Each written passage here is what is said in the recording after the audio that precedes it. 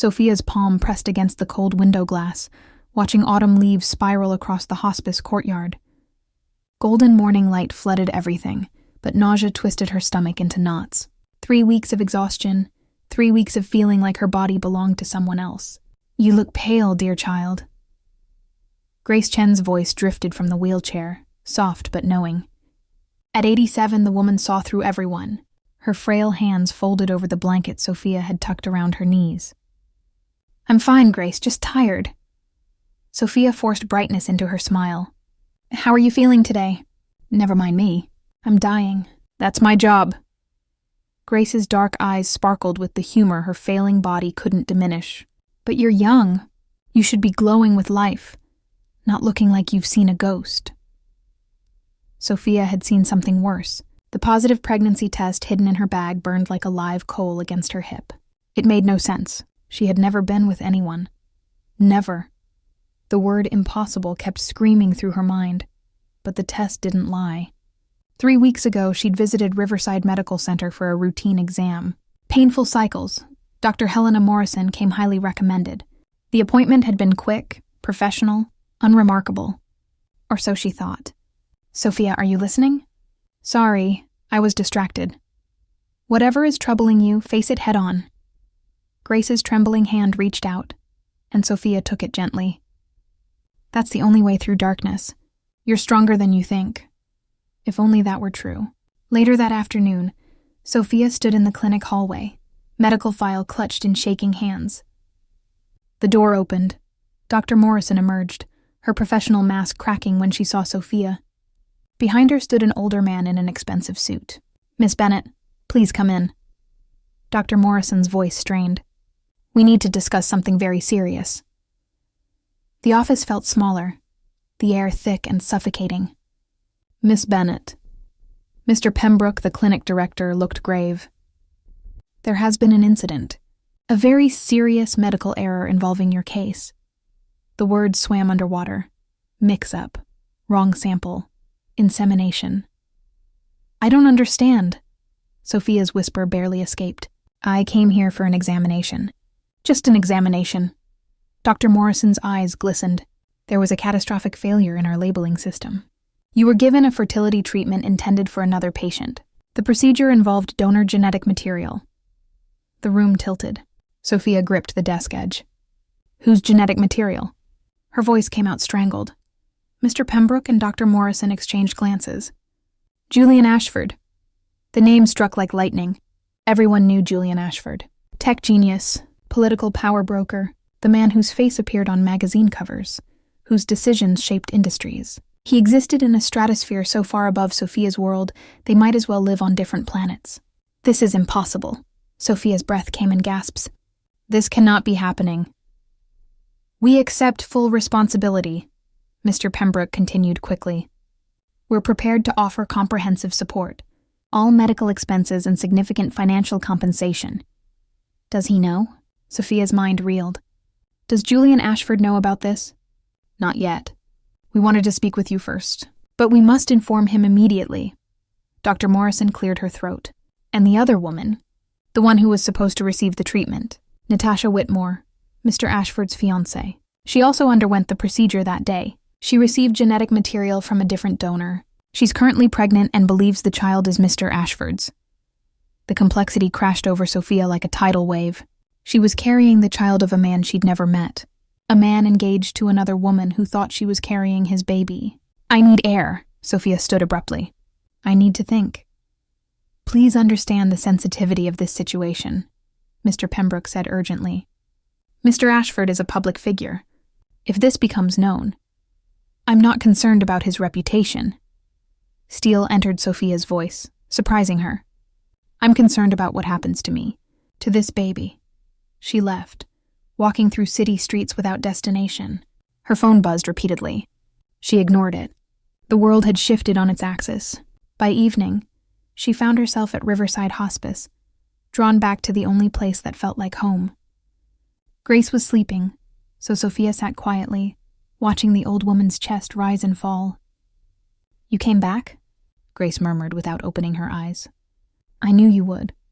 How did you know I'd left?" I know many things, dear child.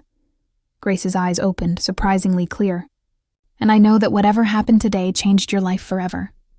Tears threatened. I don't know what to do, Grace. Don't do anything yet.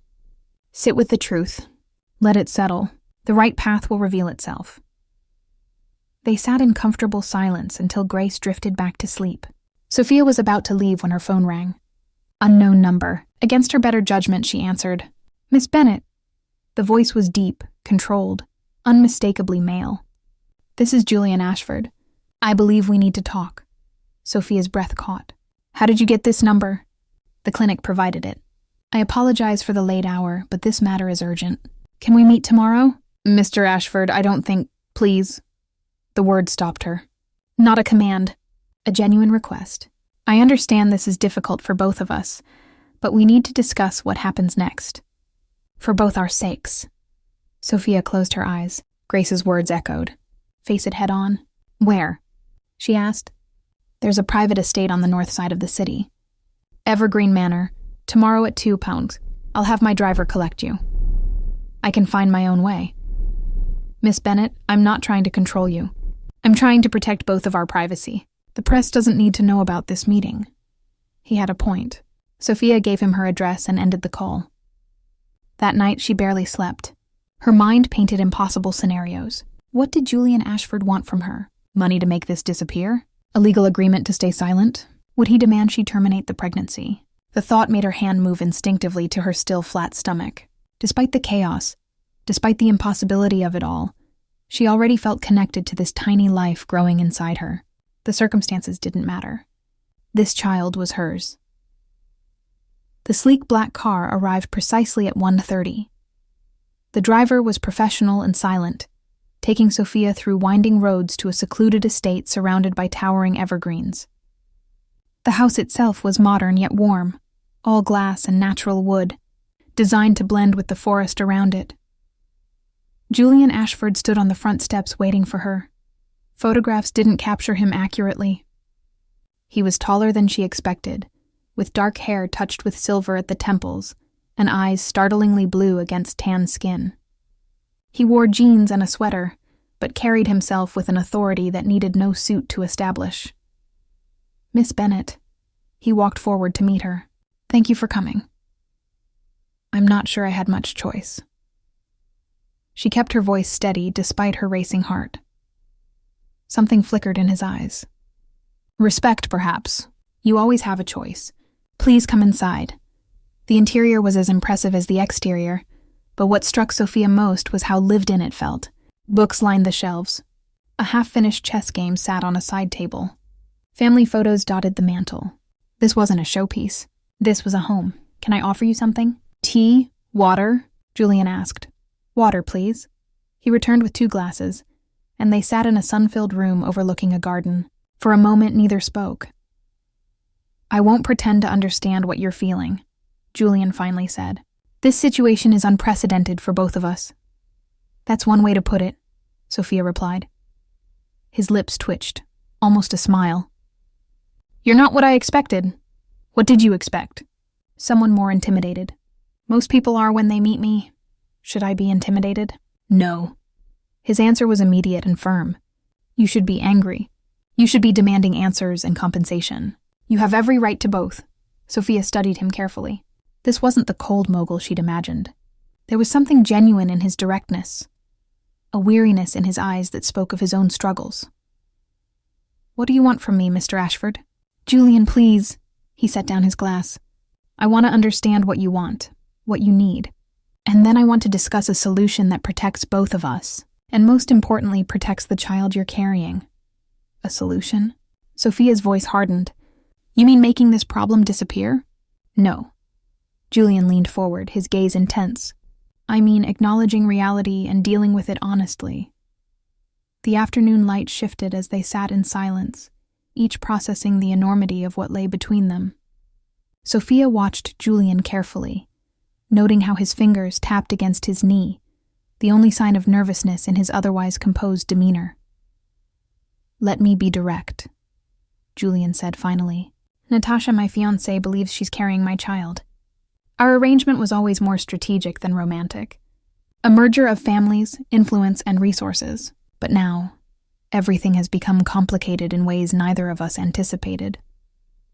An arrangement. Sophia repeated the word with distaste. You're going to marry someone you don't love. Love is a luxury in my world, Miss Bennett. Partnerships are built on mutual benefit, shared goals, and respect. That sounds incredibly lonely. The observation seemed to surprise him. His blue eyes studied her with new interest. Perhaps it is, but it's also practical. Safe. Safe from what? Julian stood and walked to the window, his broad shoulders tense. From loss. From the kind of pain that breaks you. I lost my wife 5 years ago, Caroline. She was 8 months pregnant with our son when her car was struck by a drunk driver. They both died instantly. The words hit Sophia like a physical blow. Beneath the powerful exterior was a man shaped by devastating grief. I'm so sorry, she whispered. I learned then that loving people makes you vulnerable in ways that power and money cannot protect against.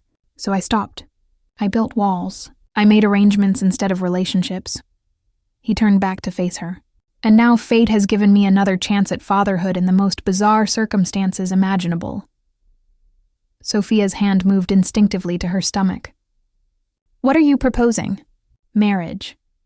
The word hung between them like a grenade. You can't be serious. Completely serious. Julian returned to his seat, leaning forward with intensity. Think about it logically. If this becomes public knowledge, the scandal will destroy both our lives. You'll be hounded by media, your privacy obliterated. I'll face questions about my judgment, my fitness for the political advisory roles I hold, and our child will grow up under that shadow. So you want to hide the truth. I want to control the narrative. We marry quietly, present a united front. You gain financial security, the best medical care, protection from scrutiny. I gain the ability to know my child, to be a father without the circus that would otherwise ensue. Sophia shook her head in disbelief. You're asking me to marry a stranger. I'm offering you a partnership, like I had with Natasha, but with one crucial difference. This child is actually mine. This child is real. And what about Natasha? What happens to her? I'll tell her the truth. She deserves to know. The clinic has already informed her that there was a mix-up with the genetic material. She's deciding what to do about her pregnancy. Sophia stood abruptly, pacing the room. This is insane. People don't just marry strangers because of a medical error. People adapt to circumstances all the time. Julian's voice remained calm. We're both victims of this situation. But we can also be survivors, together. You don't know me. I don't know you. Then we'll learn. He stood, moving closer but not invading her space. Sophia, I'm not asking you to love me. I'm asking you to let me protect you and our child, to give this baby a stable life, a father who wants to be present. And what do you get out of this? Besides controlling the scandal? Julian's jaw tightened. A chance at redemption. A chance to be the father I never got to be. A chance to prove that fate hasn't completely destroyed my capacity for something good. Sophia turned away, staring out at the garden. The late afternoon sun painted everything gold and amber, beautiful and surreal. Her life had become a story she didn't recognize, with impossible choices and no clear path forward. I need time, she said finally. Of course, take whatever time you need. Julian pulled a card from his pocket and set it on the table. My private number. Call me anytime, day or night. Sophia picked up the card, feeling the weight of it, the weight of everything it represented. There's one more thing you should know, Julian said as she moved toward the door. I don't do this lightly. I don't make offers I don't intend to honor. If you say yes, I will be there. For you, for this child. No matter what comes. Their eyes met. And for a moment, Sophia saw past the walls he'd built. She saw the broken man underneath. The one who'd lost everything and was desperately trying to find a reason to hope again. I'll think about it, she whispered. The drive back to the city felt shorter than the journey there. Sophia stared out the window, watching the world blur past, her hand pressed against her stomach. When she returned to Riverside Hospice that evening, Grace was awake, sitting by the window in her wheelchair. You met him, Grace said. Not a question. A statement. How do you always know? Your face tells stories, child. What did he offer you? Marriage. Protection. A life I never imagined. Grace's weathered hand reached out, and Sophia knelt beside the wheelchair, taking it gently. And what does your heart tell you? That I'm terrified. That this is crazy. That I should run as far away as possible. But, Sophia's voice broke, but he lost his wife and baby. He's broken, Grace, just like me, and maybe two broken people can build something that holds. Or maybe they'll shatter each other completely. The truth of it settled over Sophia like a shroud. Before she could respond, her phone buzzed. A text from an unknown number. I made a decision about my pregnancy. We need to talk. Tomorrow, 10 a.m. Riverside Cafe. Come alone. Natasha Whitmore. Sophia's blood turned cold. Riverside Cafe sat on a corner where morning light filtered through tall windows, painting everything in soft amber. Sophia arrived 10 minutes early, her nerves stretched tight as piano wire. She ordered tea she wouldn't drink, and chose a table in the back, away from curious eyes. Natasha Whitmore entered at exactly 10, Savru. She was stunning in the way wealth makes effortless. Blonde hair swept into a perfect chignon, designer clothes that hung just right, diamond studs that caught the light, but her face was pale, shadows beneath her eyes, and her hand trembled slightly as she approached. Miss Bennett. Natasha's voice was cool but not hostile. Thank you for coming. You didn't give me much choice. No, I suppose I didn't. Natasha sat down gracefully, ordering an espresso when the server approached. They waited in tense silence until the drinks arrived. I'll be direct, Natasha said, her green eyes fixing on Sophia. Julian told me everything. The clinic error, your pregnancy, his proposal to you. Sophia's stomach dropped. He told you? Last night. He came to my penthouse and laid it all out. Very clinical, very Julian. Natasha's laugh was bitter. Do you know what the funny thing is? I actually felt relieved. Relieved? Our engagement was a business transaction, two powerful families merging resources. I didn't love him. He didn't love me. We both knew it. Natasha stirred her espresso absently. But I did want a child. That part was real. So when the clinic offered me donor insemination, I agreed. I thought I'd have a baby, maintain the facade of a perfect marriage, and we'd all move forward. And now? Now everything is chaos. Natasha's composure cracked slightly. The child I'm carrying isn't Julian's. It's some stranger's. And the man I was supposed to marry is proposing to you because you're carrying his actual child. It's almost poetic, isn't it? How completely fate has destroyed our carefully laid plans. Sophia couldn't read her. Was this a threat? A warning? What do you want from me, Natasha? I want you to say no. The words hung between them. Why? Natasha leaned forward, intensity burning in her eyes. Because I've changed my mind. I want Julian. Not for business, not for convenience. I want him, and I'm not giving up without a fight. But you just said you didn't love him. I didn't.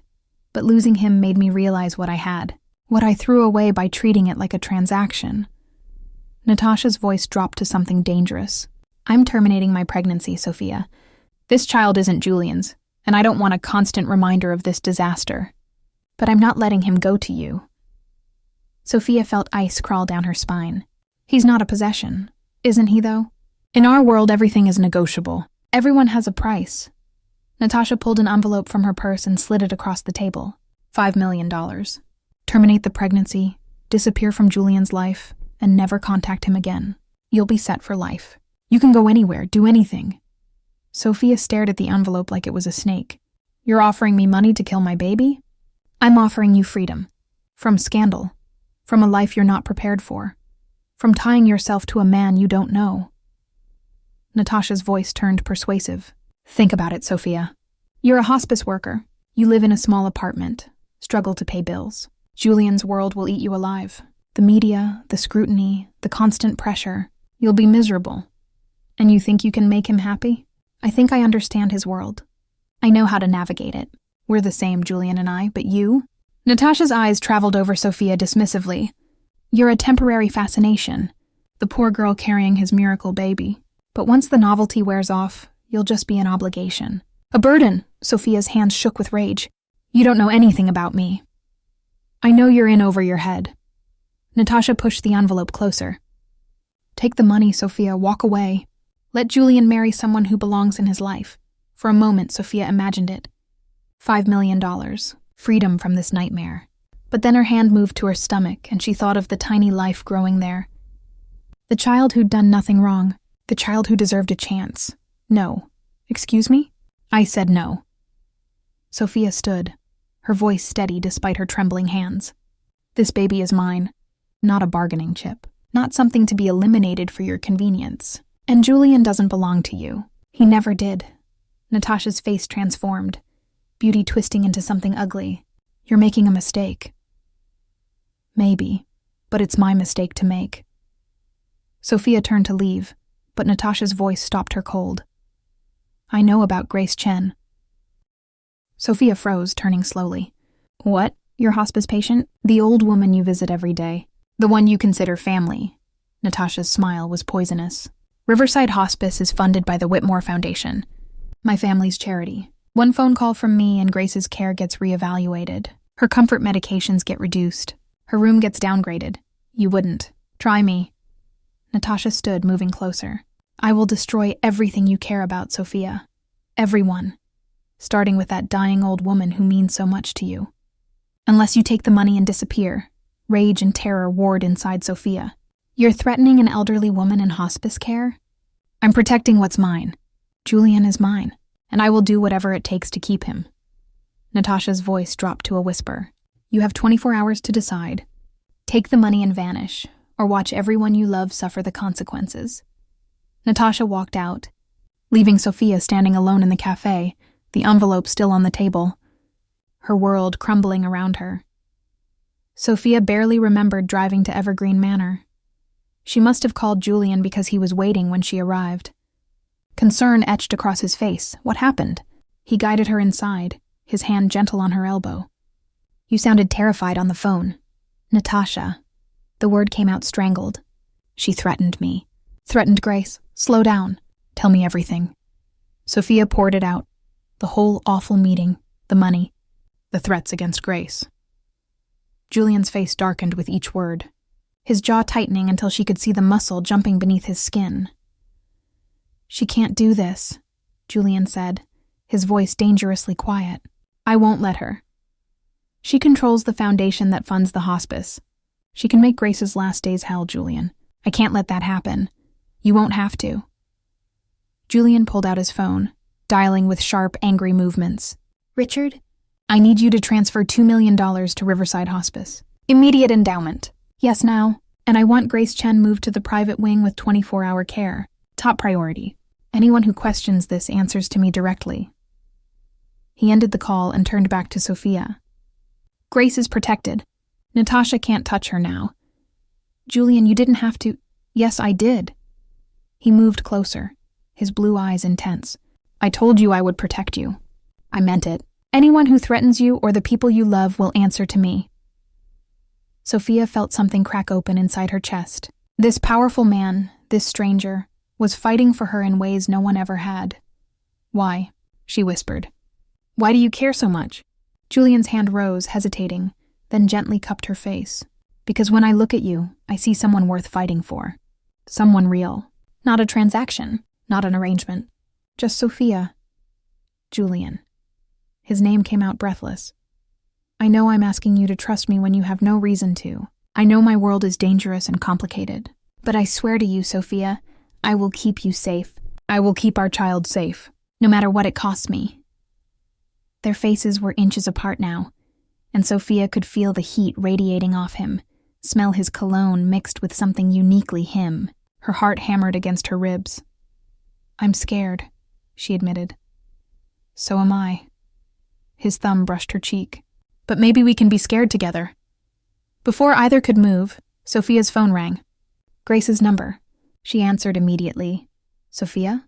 The hospice nurse's voice was tight with panic. You need to come right now. Grace is asking for you. Her vitals are declining rapidly. We don't think she has much time. The phone slipped from Sophia's numb fingers. Julian drove with controlled urgency, his hand finding Sophia's and holding tight. She stared out the window, watching the city blur past, her heart fracturing with each passing mile. Not yet. Please, not yet. They arrived at Riverside Hospice as twilight painted the sky in bruised purples and dying gold. Julian followed her through sterile hallways that smelled of antiseptic and approaching death. Nurses nodded respectfully as they passed, their faces grave. Grace's room was dim, soft lights casting gentle shadows. The old woman lay in bed, oxygen tubes in her nose, monitors beeping a slow, irregular rhythm. But her eyes were open, clear, waiting. "There you are, dear child." Grace's voice was barely a whisper. "I was worried you'd miss the show." Sophia rushed to the bedside, taking Grace's fragile hand. Tears streamed down her face. "Don't talk like that. You're going to be fine." "Sophia." Grace's eyes held infinite kindness. "We both know that's not true. My body is ready to rest. I am ready to rest. I'm not ready to lose you. You won't lose me. I'll always be with you." Grace's gaze shifted to Julian, standing quietly in the doorway. "You must be the man causing all this trouble." Julian stepped forward. "Julian Ashford, ma'am." "I wish we were meeting under better circumstances." "Circumstances are what they are." Grace studied him with those knowing eyes. "You love her. Don't bother denying it. I can see it written all over your face." Julian's jaw worked, emotions flickering across his features. He didn't respond, but his eyes found Sophia's, and something passed between them that made her breath catch. "Sophia." Grace's grip tightened with surprising strength. "Listen to me carefully. Life is too short for fear. Too precious to waste on what-ifs and maybes. That baby you're carrying is a gift. And this man, broken as he is offering you something rare. A chance at real love. Don't run from it. Grace, I'm so confused. Everything is happening so fast. Love always happens fast, child. It's a lightning strike, not a slow burn. The question is whether you're brave enough to stand in the storm." Grace's breathing became more labored, the monitors beeping faster, then slower, erratic. A nurse entered, checking vitals with practiced efficiency. "We need to let her rest," the nurse said gently. "No." Grace's voice was firm despite her weakness. "I want them here. Both of them." The nurse nodded and retreated, leaving them in the gathering darkness. "Promise me something," Grace said, her eyes moving between Sophia and Julian. "Promise me you'll fight for each other. Not against the world, not against circumstances, but for each other. Promise me you'll choose love over fear." "I promise," Sophia whispered, her voice breaking. Grace's eyes found Julian. "And you?" Julian moved to the opposite side of the bed, his voice rough with emotion. "I promise. I'll protect them both, with everything I have." "Good." Grace smiled, peaceful and content. "Then I can rest easy." Her eyes drifted closed, her breathing slowing, each exhale longer than the last. Sophia held her hand, feeling the warmth gradually fade, watching the woman who'd been more family than blood slip away into whatever came next. The monitors went flat, their long, continuous tone filling the room. Grace Chen died at 7:43 p.m., with Sophia holding one hand and Julian holding the other. The hours that followed blurred together. Paperwork, condolences, arrangements. Julian stayed beside Sophia through all of it, a steady presence when her world had tilted into chaos. He made phone calls, handled logistics, shielded her from overwhelming details. When they finally left the hospice, dawn was breaking over the city, painting everything in soft pink and gold. Julian drove her back to her apartment, walked her to the door. "I should go," he said, but made no move to leave. "Stay." The word came out before Sophia could stop it. "Please, I don't want to be alone." Julian nodded, following her inside her small, modest apartment. It was nothing like his estate, cramped and worn, but it was home. She made tea with shaking hands, and they sat on her threadbare couch as morning light filtered through cheap curtains. "Thank you," Sophia said finally, "for being there, for everything you did today." "You don't need to thank me." "Yes, I do. You barely know me, but you showed up. You stayed. That means something." Julian set down his cup, turning to face her fully.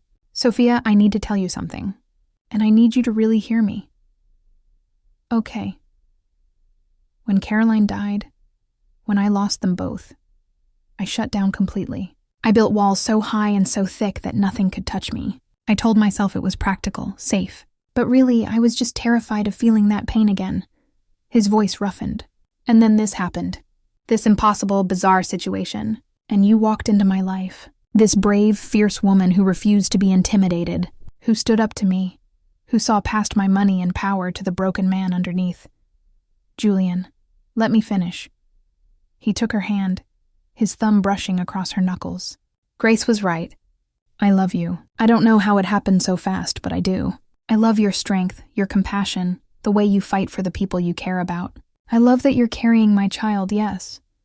But more than that, I love you. Just you. Sophia's breath caught, tears spilling over. This is crazy. We barely know each other. I know. But sometimes crazy is exactly right. His other hand cupped her face, wiping away tears. I'm not asking you to love me back, not yet. I'm just asking you to give us a chance. A real chance. Not a business arrangement. Not a convenience. A real partnership. A real marriage. What about Natasha? I ended things with her last night. Before she met with you. Before she made those threats. I told her we were done. That I couldn't marry someone I didn't love when I'd found someone I actually could. You barely know if you love me or if this is just the situation. I know. Julian's intensity burned through her doubt. I know the difference between obligation and choice, between settling and finding someone who makes you want to tear down walls. You make me want to feel again, Sophia. You make me want to be the man I was before tragedy broke me. Sophia's hand moved to her stomach, feeling the secret life growing there, the impossible miracle. Everything logical told her to run, to take time, to protect herself. But Grace's words echoed through her mind. Life is too short for fear. I'm terrified, Sophia whispered. So am I. What if we destroy each other? What if we save each other instead? Sophia looked into his blue eyes, seeing the vulnerability there, the hope, the desperate need for a second chance at life. And she saw herself reflected back, equally broken, equally scared, equally ready to leap.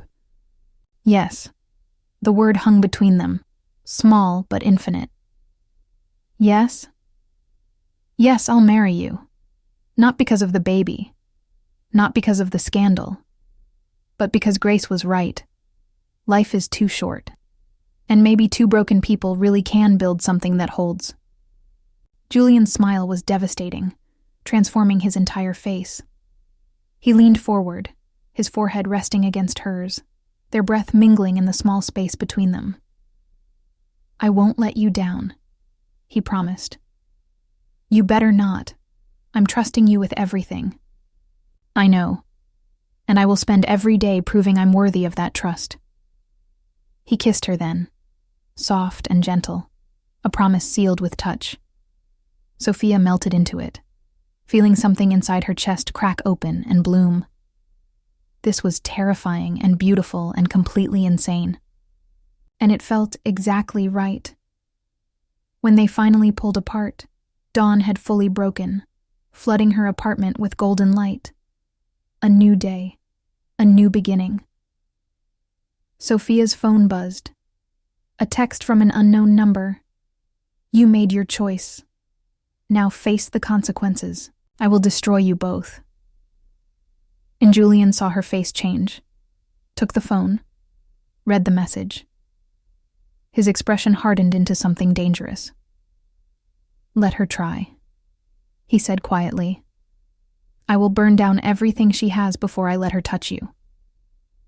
Julian, she's vindictive, powerful. So am I. And I have something she never will. Something worth fighting for. His hand covered hers on her stomach. I have you. I have our child. I have a reason to be ruthless. Sophia felt a chill run down her spine. This was the moment everything changed. The moment they stepped from possibility into reality, with all its beautiful, terrifying consequences. What do we do now? She asked. Julian's smile was sharp as broken glass. Now? Now we go to war. 3 months later, Sophia stood in Julian's study at Evergreen Manor, her hand resting on the small swell of her belly, watching rain streak down the windows. The storm outside matched the one brewing within these walls. Natasha had made good on her threats. Stories appeared in tabloids. Whispers circulated through Julian's business circles. Questions about his judgment, his fitness for political advisory roles. The Whitmore family wielded their influence like a weapon, chipping away at everything he'd built. But Julian fought back harder. He'd married Sophia in a private ceremony with 2 witnesses, making their union legally unbreakable. He'd moved her into Evergreen Manor, surrounded her with security, shielded her from the worst of the media storm. And he'd begun systematically dismantling the Whitmore empire, using every connection, every favor owed, every piece of leverage he possessed. It was brutal. It was ruthless. It was war. "You're brooding again." Julian's voice came from the doorway. Sophia turned, her heart still catching at the sight of him. 3 months of marriage, and she loved him more deeply than seemed possible. He'd kept every promise, protected her fiercely, loved her openly, been there for every doctor's appointment, every moment of morning sickness, every fear that crept in during the dark hours. "Just thinking," she said, "about whether this is worth it, the fighting, the scandal, whether we should just disappear somewhere." Julian crossed the room, pulling her into his arms. His hand joined hers on her belly, feeling the life growing there. Their daughter. They'd learned last week. A girl. "It's worth it," he said firmly. "You're worth it. She's worth it. Julian, your reputation can be rebuilt. But I only get one chance at this. One chance to be the husband and father I want to be." His lips brushed her temple. "I won't let fear steal that from me again." Sophia leaned into him, breathing in his scent, feeling his heartbeat steady against her back. This was real. This love they'd built from impossible circumstances, from broken pieces. It was real and solid and worth defending. A knock interrupted the moment. Julian's head of security, Marcus, entered looking grim. "We have a situation," Marcus said. "Natasha Whitmore is at the gate. She's asking to speak with both of you. She says it's urgent." Sophia and Julian exchanged glances. "Let her in," Julian said. "But stay close. Julian." Sophia's voice held warning. "We're not running from her anymore. Whatever she has to say, let her say it." Natasha entered the study 10 minutes later, and Sophia barely recognized her. The polished perfection was gone.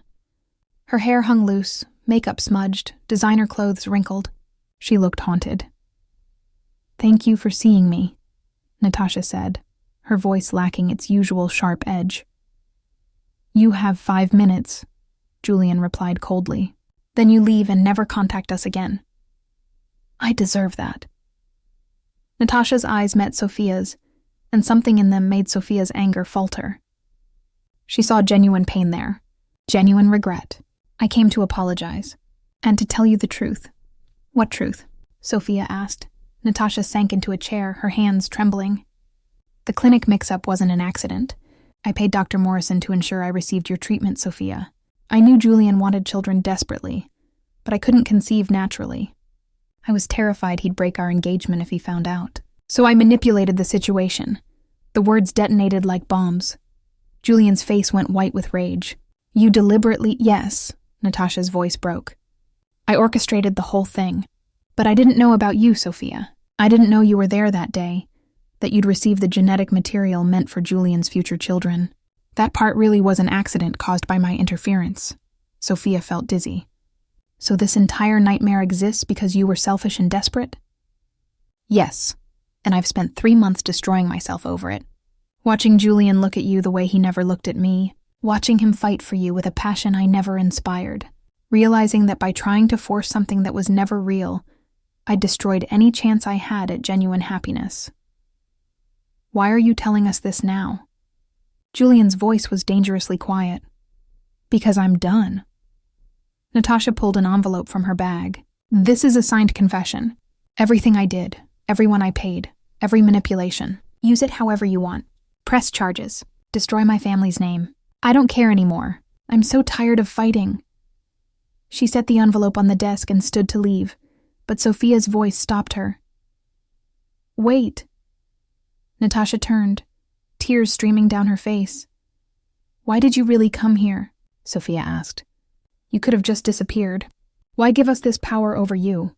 Because you deserve justice.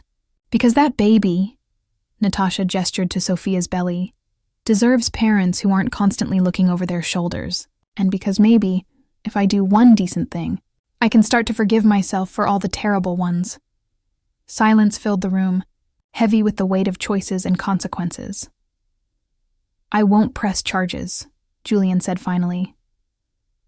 Julian, Sophia started, but you will sell your family's media holdings to me at market value. You will publicly retract every story, every insinuation. You will disappear from our lives completely. And you will get help, Natasha, real help. Because what you did was unforgivable. But continuing down this path will only destroy you further. Natasha nodded, fresh tears falling. Thank you. I don't deserve your mercy. No, Sophia said, surprising herself. But maybe we all deserve a chance at redemption. You gave us that, even if you didn't mean to. You brought us together. I'm sorry, Natasha whispered, for everything. I hope you find happiness, real happiness, the kind I was too blind to recognize. She left, and Sophia watched through the window as Natasha's car disappeared down the long driveway, carrying away the last ghost of their tangled past. Julian pulled Sophia close, his arms wrapping around her from behind, his hands cradling their daughter. It's over, he murmured against her hair. Finally over. Is it, though? The damage she caused can be repaired. Together. Julian turned her in his arms, his blue eyes intense with love. Sophia, these past 3 months have been hell. But they've also been the best of my life, because I gotta fight for something real. For you, for us, for our family. I love you, Sophia said, the words coming easier now, natural as breathing. I love you so much it terrifies me. Good, because I love you more than I thought I could love anything. You brought me back to life, Sophia. You and our daughter. You gave me a reason to tear down the walls and feel again. He kissed her then, deep and thorough, a promise and a celebration. When they finally pulled apart, the rain had stopped, and sunlight was breaking through the clouds, painting the study in gold. 6 months later, Sophia stood in the nursery at Evergreen Manor holding their daughter. Grace Caroline Ashford, named for the 2 women who'd shaped this impossible journey. The baby slept peacefully in her arms, tiny fists curled, dark hair already thick on her perfect head. Julian entered quietly, wrapping his arms around them both. His family, his miracle. She's beautiful, he whispered. She is, just like her father and her mother. Julian kissed Sophia's temple. Thank you for saying yes, for taking a leap of faith on a broken stranger. Thank you for being worth the leap. They stood there in the soft morning light. This family built from chaos and medical error and impossible circumstances. 2 broken people who'd found each other in the wreckage and built something stronger than either could have imagined. Outside, life continued with all its complications and challenges. But inside this room, in this moment, everything was perfect. Everything was exactly as it should be. Grace Caroline stirred, her tiny eyes opening, startlingly blue like her father's. She looked up at her parents with the absolute trust that only babies possess, knowing nothing of the storm that had brought her into existence, knowing only that she was loved, completely, unconditionally, forever. Sophia looked up at Julian, saw her own wonder reflected in his eyes, and knew with absolute certainty that sometimes the most beautiful things in life came from the most impossible circumstances. Sometimes broken people really could build something that held. Sometimes lightning strikes really did lead to forever. And sometimes, just sometimes, fate knew exactly what it was doing. The end.